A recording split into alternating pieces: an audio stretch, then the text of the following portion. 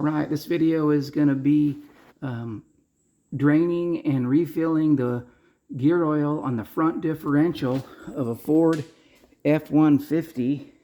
Mine happens to be a 2013 F150 Platinum, four-wheel drive obviously. But anyway, if you're wondering about how to do that fluid change, you know, typically if you've ever done that before, you know that you need to pull the pan off of the differential. All the fluid drains out, then you clean it out in there and put the new gasket material or whatever it takes. Ford actually uses a liquid sealant, like a RTV type of stuff. It's gray. They don't actually have a paper gasket, but anyhow, normally you would take the pan off and then put it back on, and then fill it up. But on the front, you can see how tight it is, right? I've got a steering rack right in front of there, so there's not really enough room to get that pan off. And then, sure, I could pull the bolts and drain the fluid out, but then getting gasket sealer back in there and cleaning those surfaces up would be a nightmare. So I'm taking a tip from Ford Tech Moco Loco, YouTube guy who's all big Ford stuff. He says just suck the fluid out and then fill it back in. So that's what I'm doing. No need to take that pan off. So to suck the fluid out, I've got this little hose here. It's about a 1/4 inch rubber tube going down to this little vacuum catch can over to my little $10 vacuum pump. And so I just pull a vacuum on it to about 10 or 15 inches of vacuum, or whatever that's called. Yeah, inches of vacuum. 10 or 15 is all, and then I just kind of sit, wait, hang out, and it pulls and pulls and pulls. And then when I get my little canister full, like it is now, I've stopped. That's why there wasn't no vacuum on that gauge. Then I dump that canister into an empty 1 quart little can here, just so I can measure it, right? So I know that how many ounces I've taken out. That way I know for sure how many ounces to put back in.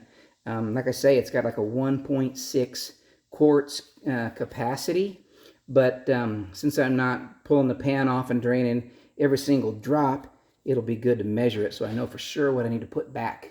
But the way you know how you're full is when you let's see if I can get you there. So when you go to fill your fluid back in, when it runs out the hole, you're full. Stop.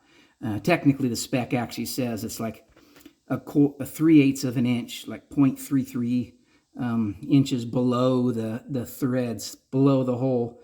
But I mean, if it drips out, I'm done. So that's how you do it. Here's what the drain plug looks like. You know, it's just a 3/8 drive extension from your ratchet, goes in there. Torque spec to tighten that back up is 18 pound-feet. See, it's got a little red thread sealant on there. So you want to put some thread sealant on there and kind of seal it back up. And for that, I'm going to use just this thread sealant here, kind of standard general stuff. They make some that's a high temperature that comes in a little tube. It's a lot more expensive, and I just don't think high temperature is what I need. Here's what the fluid takes, 80W90. This fluid here can be bought at like I think it was a Auto, not AutoZone, but the other one. Anyway, they sell Motorcraft stuff, although I did buy this at the dealer because it's actually cheaper at my local dealer than it is to buy it at the auto parts store. So you'll need 2 quarts. Like I say, it'll take about 1.5-ish. And you also need 4 ounces of this XL-3 friction modifier that need to go in there according to the procedure.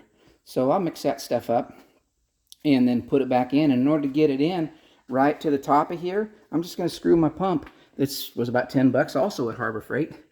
And it's just this little guy right here, right? This end will thread right in there. That'll suck down out of that bottom of the jug, and then this will pump right into the fill hole, and I'll pump my fluid back in as I go. That's actually what I was gonna use to suck everything out, but this hose here, you know, whatever dimension that is, 1/2 inch or something, it's way too big to be able to get it to feed down toward the bottom of that diff. Obviously it'll go in the hole just fine, but immediately inside the hole is a gear set, so you got to make a 90-degree turn quick in order to get down to the bottom of that diff. And so that's why that little 1/4-inch flexible hose was necessary. So anyway, I hope that this video helps you figure out that on my 2013 Ford F-150, what it takes to suck the fluid out and put new fluid in. And I'll tell you, I got 126,000 miles on the truck, and you can kind of see how gray that is. I mean, it's almost as gray as that pan. So that's too long to go. I think the Ford spec said something like 100,000 miles or whatever. And because it was until I saw the video on how to pull it out, I wasn't sure how to do it, so I just left it. But from now on, now that I know, I'll probably do this every 30 or 50,000 from now on. But just want to share that.